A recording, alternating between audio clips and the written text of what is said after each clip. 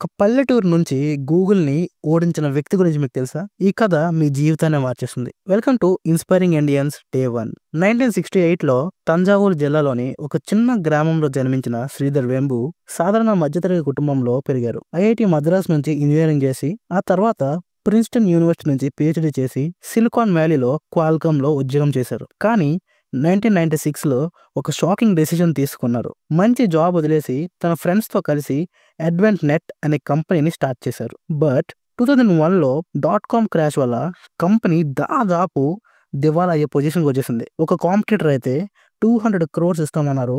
కానీ వెంబు గారు ఆ ఆఫర్‌ని రిజెక్ట్ చేశారు. అప్పుడు వెంబు గారు ఒక రెవల్యూషనరీ ఐడియాతో వచ్చారు. ఎందుకు అందరూ ఎక్స్‌పెన్సివ్ సిటీస్‌లోనే ఉండాలి, ఫారిన్ కంట్రీస్‌లోనే ఎందుకు పెద్ద కంపెనీస్ ఉండాలి అని ఆలోచించి తమిళనాడులోని టెన్కాసి అనే పల్లెటూరికి వెళ్లారు. అక్కడ లోకల్ యూత్‌కి సాఫ్ట్‌వేర్ ఇంజినీర్స్‌గా ట్రైన్ చేసి జోహో అనే కంపెనీని స్టార్ట్ చేశారు. ఈ రోజు జోహో $1 బిలియన్ కంపెనీ అయింది. 180+ కంట్రీస్‌లో బిజినెస్ చేస్తుంది. 6 కోట్ల కస్టమర్స్ ఉన్నారు.